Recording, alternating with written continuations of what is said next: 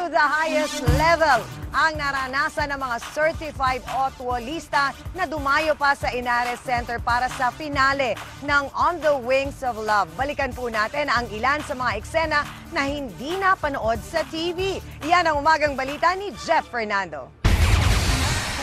Grupo-grupong nagsidatingan sa Inares Center sa Antipolo City ang mga otwolistas para sa finale live viewing ng palabas. Espesyal ang okasyon na ito dahil bukod sa sabay-sabay na panonood ng masaya at kilig na ending ng Otwol, nakasama pa nila ang buong cast ng palabas at ang Jadine tandem na sina James Reid at Nadine Lustre.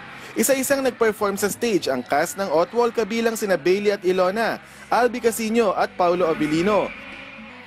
Live naman na kinanta ng singers na sina Eric Santos, Daryl Ong at Kyla ang mga kantang minahal at narinig sa mga di makakalimutang eksena sa love story ni Clark at Leia.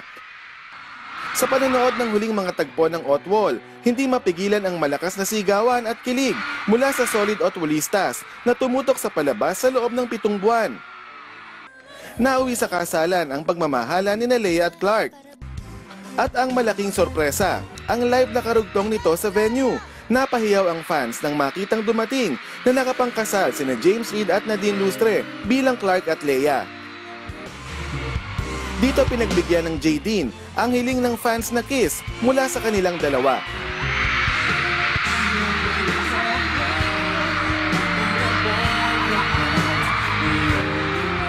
Pagkatapos ng On the Wings of Love, agad nasisimula ni James at Nadine ang bago nilang pelikula at ang pagsisimula ng kanilang world tour ng Jadine in Love.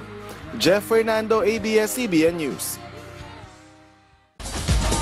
Congratulations sa On the Wings of Love. Sabi ng mga otwolista, may hirapan daw sila kasi nasanay sila na gabi-gabi nakikita yung Hindi dalawa. pero mamaya kasi, yung kasaysayan ng Amerika ipapalabas. Tama, yung The Story of The US. Story of US. Hindi, as yung The Story of Us.